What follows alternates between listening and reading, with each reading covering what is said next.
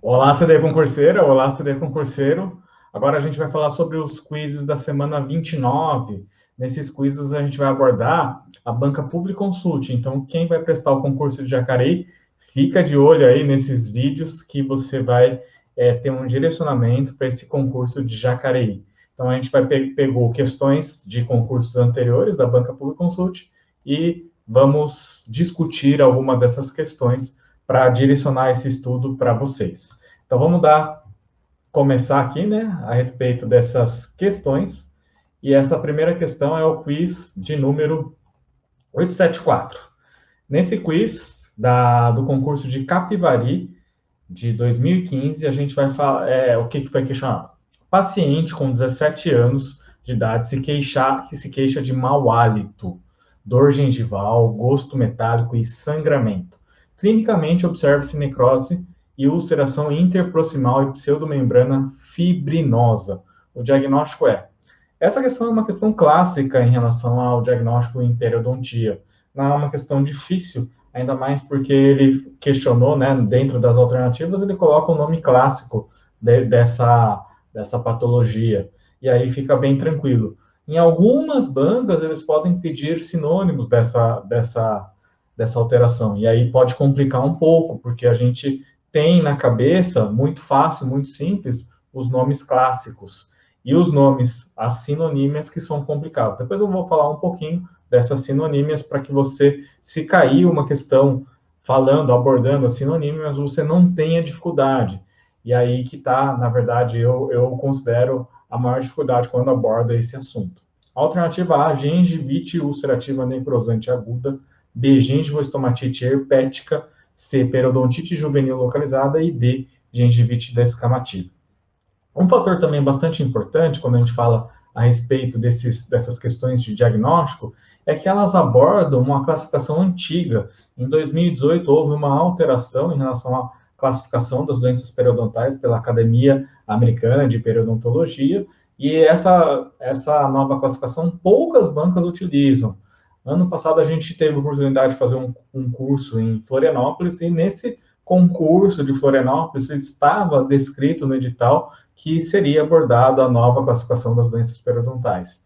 Então, vai estar descrito geralmente no edital do concurso, quando for pedido esse assunto. Se não, eles estão pedindo ainda a classificação antiga, não é a classificação que aborda ainda, aqui a gente está vendo, periodontite juvenil, que não é um termo mais utilizado, né? Periodontite juvenil, depois foi classificada, né, de periodontite agressiva ou de progressão rápida, e todas essas classificações, essa periodontite juvenil é uma classificação muito antiga, se eu não me engano, de 99 ainda, mas as bancas ainda costumam perguntar essa classificação, não é nem a penúltima classificação, é a antepenúltima classificação.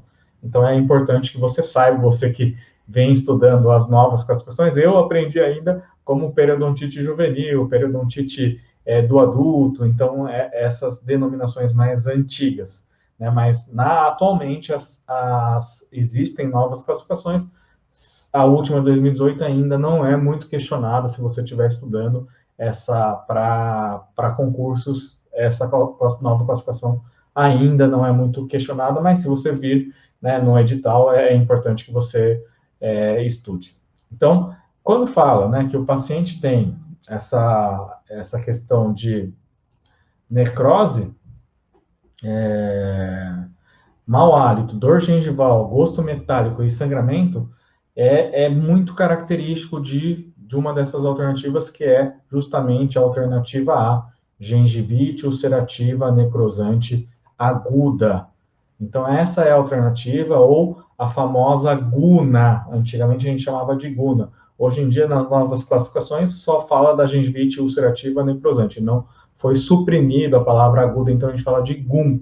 Então, é essa característica: mau hálito, ou gosto metálico, né, devido ao sangramento, inversão da papila. Essa inversão da papila se deve à necrose das papilas, e esse mau hálito também é bastante importante. Quem são a população mais acometida? Aquela população que está num nível de estresse bastante significativo, populações que possam ter uma imunossupressão ou uma imunodepressão significativa, pacientes que fumam. Então, são essas populações que têm maior chance de desenvolver as famosas GUNAs ou GUM. Então, na nova classificação, a gente chama de GUM. Esses são detalhes bastante importantes referentes a essa patologia. Só vamos ver como que ela pode se manifestar clinicamente, né, através dessas inversões de papila. Na verdade, a gente não vê a papila, a gente vê uma necrose, né, na região das papilas, onde a gente pode ver, né, um sangramento nesse local e, consequentemente, né, essa inversão das papilas que pode acontecer nesses pacientes. Então, esse é um detalhe bastante importante referente ao quadro de GUM. Então, agora a gente vai para a próxima questão. E a próxima questão é o quiz de número 875. Esse quiz é do concurso de Piedade de 2019, um dos concursos mais recentes da Banca Publi Consult. Sabe-se bem que o pH de uma solução do anestésico local e o pH do tecido em que é infiltrado influencia muito a sua ação no bloqueio do nervo. Em um processo inflamatório, então, quando tem uma infecção, uma inflamação, né, a fonte é o livro do professor Malamed, Manual de Anestesia Local, sexta edição, 2013, página 14.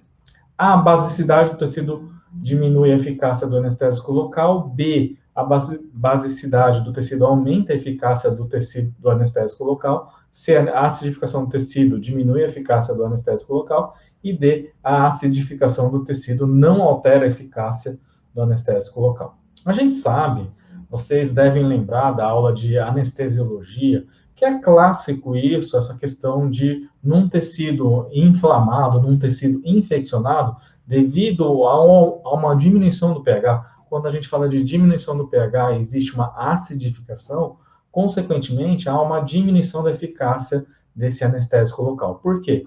Num tecido bastante ácido, as formas ionizadas vão predominar no anestésico, e essas formas ionizadas não têm essa capacidade de penetração da membrana do nervo ou do axônio. Consequentemente, não vão fazer o efeito desejável do anestésico. Então, para que o anestésico bloqueie os canais de sódio, né, das membranas nervosas, ele precisa primeiro adentrar na região nervosa do tecido nervoso, na membrana, né?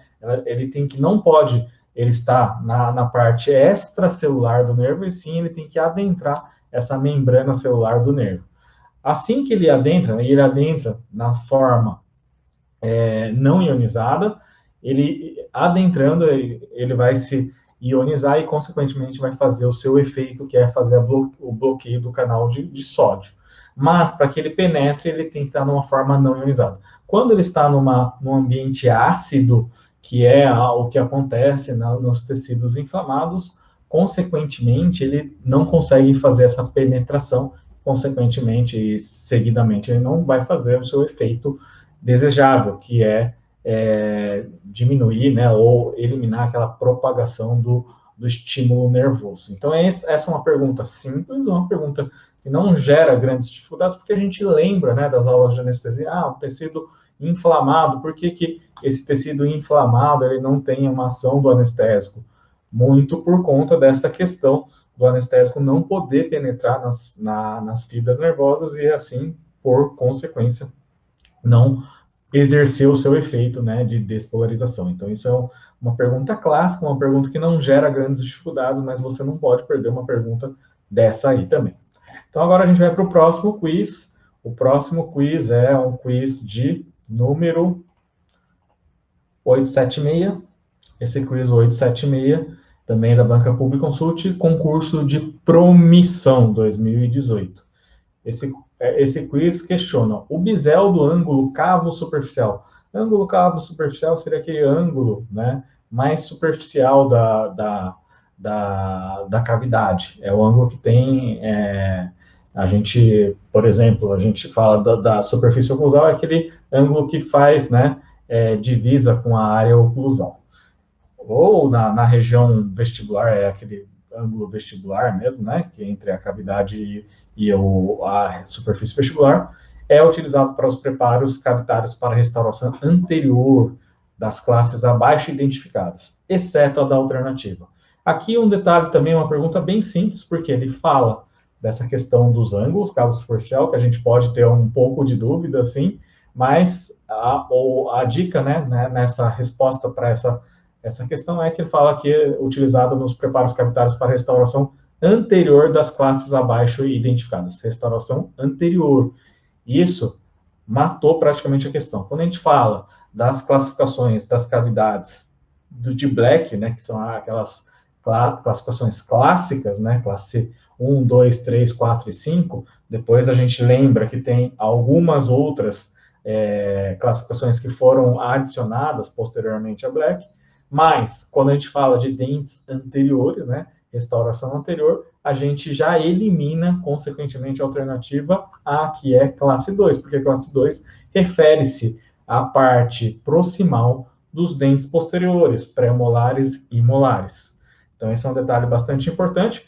E um detalhe importante, não, se você ainda não faz parte do nosso canal do Telegram, entra lá no nosso canal do Telegram, que a professora Daniele, ela preparou um PDF específico, né, de classificações. Claro que classe 1, 2, 3, 4, 5 não gera grandes dificuldades, mas, por exemplo, as cavidades tipo túnel, tipo slot vertical, horizontal, que tem nomes diferentes, né, o tipo túnel, tipo slot vertical, slot horizontal, que tem os nomes, são epônimos usados, nomes de autores, vão dificultar.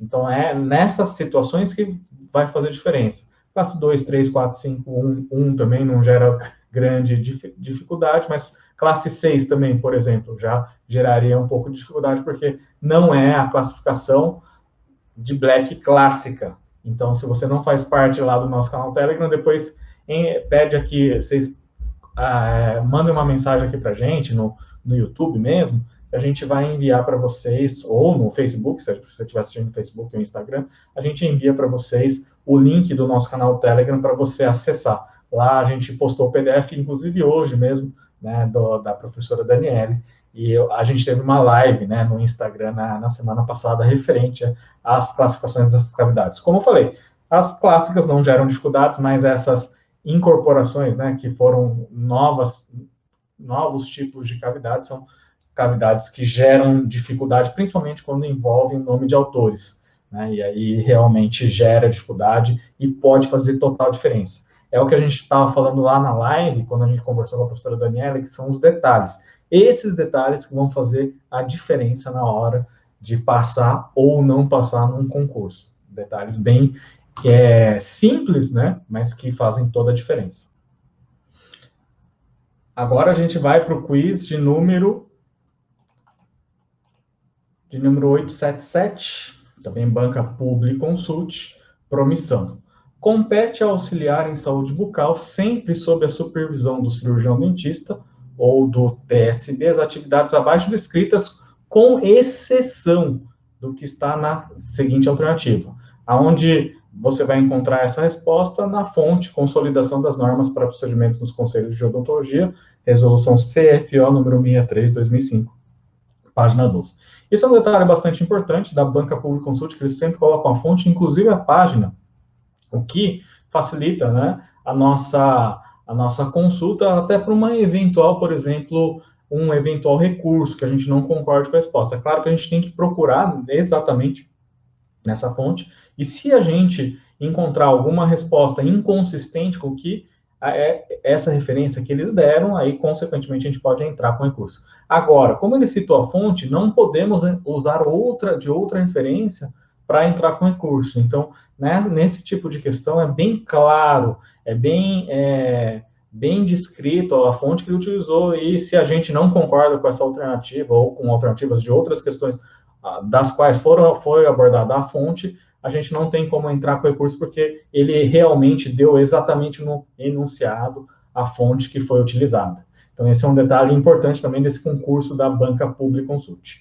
Alternativa A, auxiliar e instrumentar os profissionais nas intervenções clínicas, inclusive em ambientes hospitalares. B, manipular materiais de uso odontológico. C, realizar radiografias e D, preparar modelos em gesso.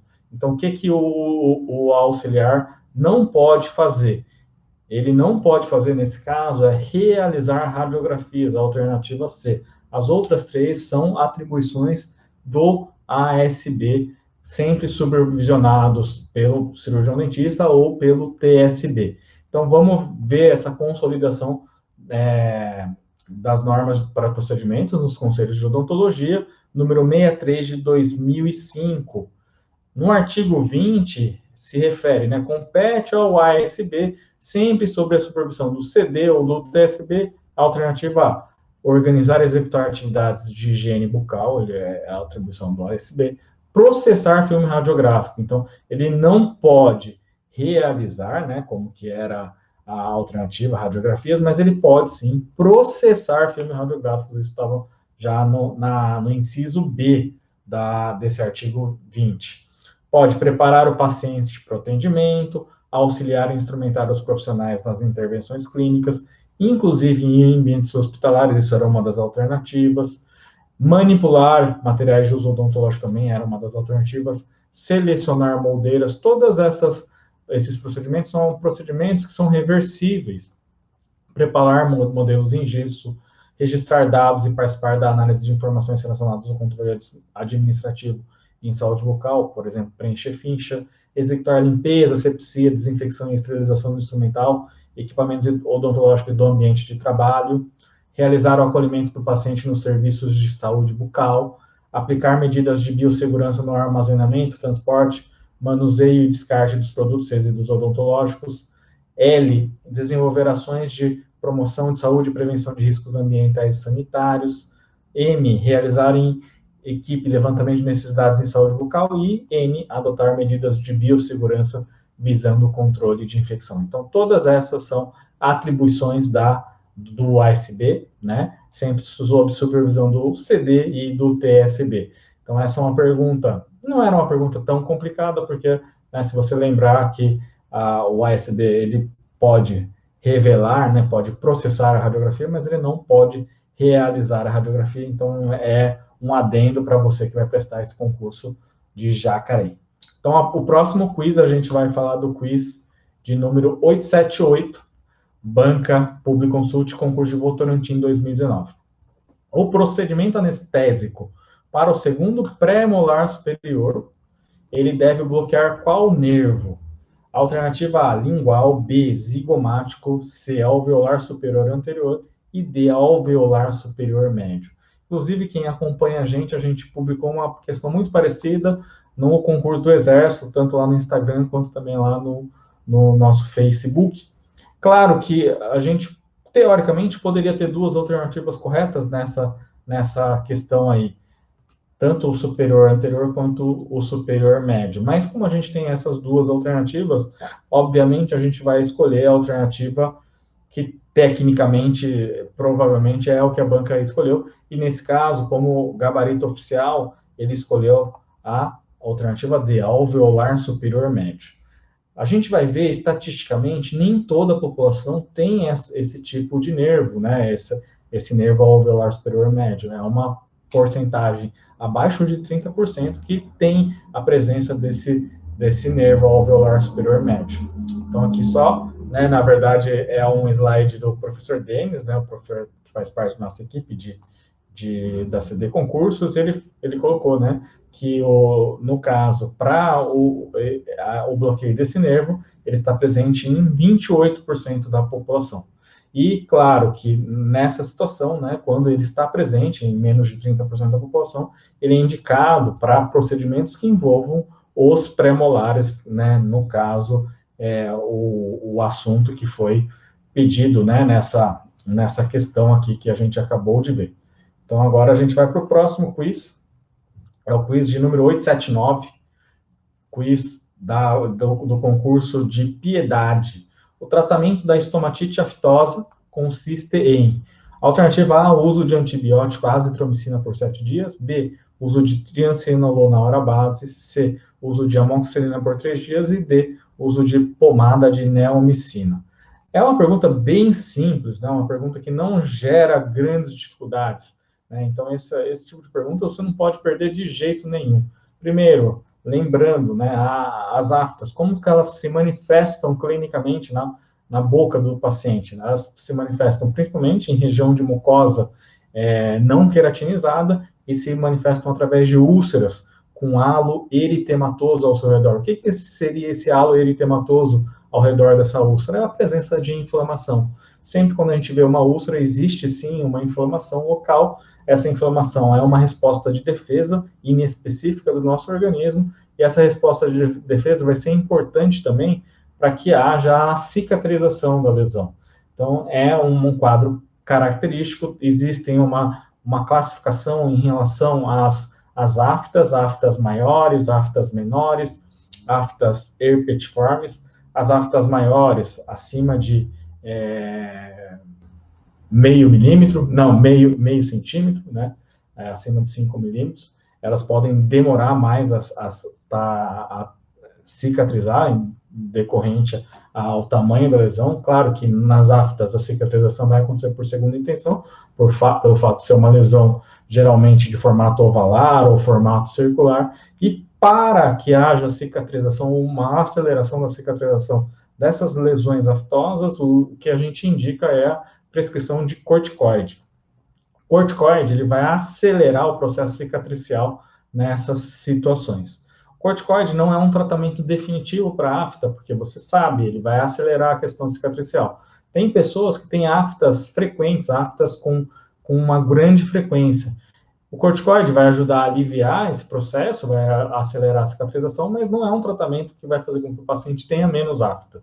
Então, esse é um detalhe importante. Geralmente, né, grande parte dos casos que a gente recebe de pacientes com aftas são simples, mas existem pacientes que têm quadros de estomatite aftosa recorrentes, com difícil tratamento, uma dificuldade bastante grande de manejar esses pacientes. Né? Nenhum tipo de tratamento é resolutivo para esses pacientes. Os pacientes vão ser tratados paliativamente, né? Então, essa é uma situação bastante importante que vale a pena a gente citar aqui para vocês. Então, esse é um quadro importante, questão bem simples, né? As outras alternativas se referem basicamente a medicações antibióticas, né? Azitromicina, amoxicilina, pomada de neomicina, todas essas, né, que a gente não vai utilizar na questão de afta, né? E, se bem que existe, né, na verdade também, vale lembrar aqui para vocês, uma das terapêuticas para aqueles casos de aftas mais complexas, que é a prescrição de tetraciclina. Abre-se a cápsula da tetraciclina e o paciente realiza bochecho. Porque uma das hipóteses em relação à afta é que a afta pode ser engatilhada por algum micro-organismo também. Então, existe esse tipo de terapêutica, é relatado na literatura, mas não é o padrão ouro, não é a primeira medicação a se prescrever para esses pacientes com estomatite aftosa recorrente. Então, esse é um detalhe importante. A gente discutiu, não só falou da alternativa correta, porque essa alternativa realmente é uma alternativa muito fácil, né? Uma questão bem tranquila que você não pode errar de forma alguma esse tipo de questão. Então, vamos para o próximo quiz, né? O quiz de número 880. Esse é o último quiz da semana, né? Dos quizzes da Banca Public Consult, dessa semana 29, concurso de Taubaté. É uma doença mucocutânea imunologicamente mediada, relativamente comum. A forma reticular é muito mais comum do que a forma erosiva e envolve a região posterior da mucosa da bochecha bilateralmente. No seu padrão característico, observam-se linhas brancas que se entrelaçam, as estrias de Wickham. No histopatológico, que não é específico para a doença, inclui degeneração hidrópica e os corpos coloides, ou citoides, hialinos ou de Sivati. Trata-se de eritema multiforme, alternativa A, B, líquen plano, C, lúpus eritematoso e D, pemphigo vulgar. Todas essas alternativas, todas essas lesões são lesões referentes, né, que se referem a doenças autoimunes ou doenças imunologicamente mediadas. Então, com com essa primeira frase a gente não conseguiria eliminar. Mas, que fala relativamente comum, é muito mais já direcionado para a resposta que a gente vai assinalar. Por quê? Dentre essas alternativas, a mais comum, sem dúvida nenhuma, é a alternativa B, líquen plano. A forma reticular, e aí já matou, porque quando fala de forma reticular, também se refere ao líquen plano, porque a gente tem líquen plano reticular, líquen plano erosivo, são os principais. Existem outros subtipos de líquen plano? Existe, por exemplo, líquen plano escleroatrófico, líquen plano bolhoso, por exemplo. Então, são classificações do líquen plano que se encontram menos frequentemente, mas a mais frequente, sem dúvida nenhuma, é o reticular, que possui aquelas estrias de Wickham. É muito mais comum que a erosiva.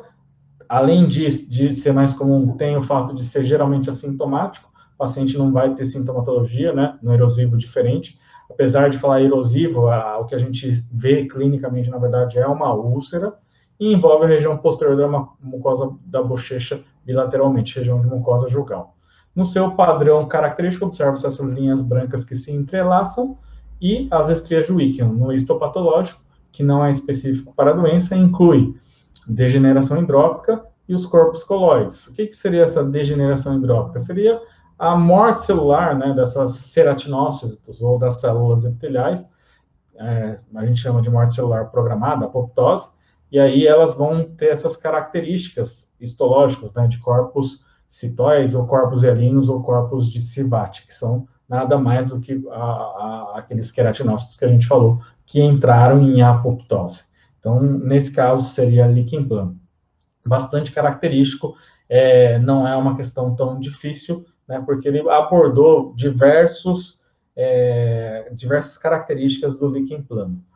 É uma pergunta frequente em concursos, né, quando fala de líquen plano. Outra dessas patologias que vira e mexe podem ser questionadas é o pênfigo vulgar. Também o pênfigo vulgar aí vai falar características bastante diferentes. Ele vai falar da questão da formação de bolhas, bolhas intraepiteliais, e na questão de quando se faz a manobra de Nikolsky, né, aquela fricção da mucosa, geralmente após a realização dessa fricção, pode haver a formação de bolhas, e aí a gente chama de Nikolsky positivo. Então, essa é uma questão um pouquinho mais complexa do que a questão anterior, que falava de tratamento da estomatite aftosa, mas não é uma questão também muito complexa quando a gente fala de estomatologia.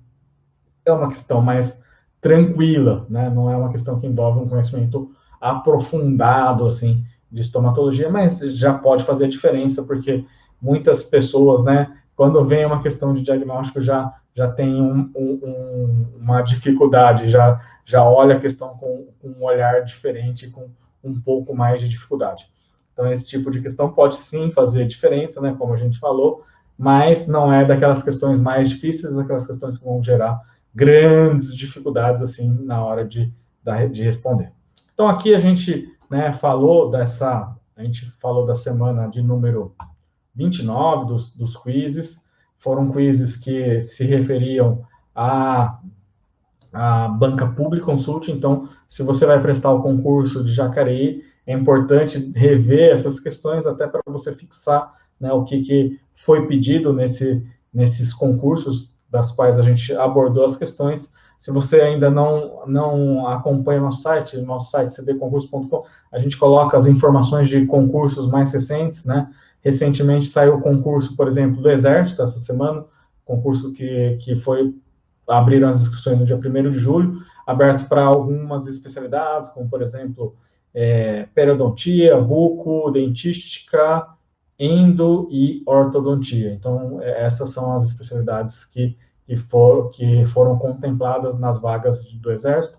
Saiu o concurso, por exemplo, de Bom Jesus dos Perdões, salário, se for contratado para 40 horas, de mais de R$ 11.300, um ótimo salário. Bom Jesus dos Perdões é uma cidade próximo a São Paulo, próximo a Atibaia. Então, a gente coloca todas essas informações de novos concursos no nosso site. Então, a gente, né, fala pouco do site, mas se você tem interesse em saber mais informações de concursos, costuma acessar o nosso site, né? Ou acompanha a gente na rede, né? A gente não coloca todos os nossos concursos nas redes, né? Então, se você olhar o nosso site com frequência, você vai ter essas informações aí também para que você esteja antenado com as informações mais recentes dos concursos, né? E curta e compartilha esse vídeo aí também, eu peço, né? Se você ainda não assinou o nosso canal do YouTube, assina lá, clica lá no sininho para você receber as informações. Quando a gente coloca o vídeo, você recebe as informações. E eu falei para vocês também desse canal do Telegram, né? Se alguém tiver interesse, manda um direct para a gente, manda uma mensagem aqui pelo YouTube e a gente vai enviar para vocês o link do nosso canal do Telegram. Tá bom, gente? Boa semana para vocês, um grande abraço e essa foi a semana, os quizzes da semana 29.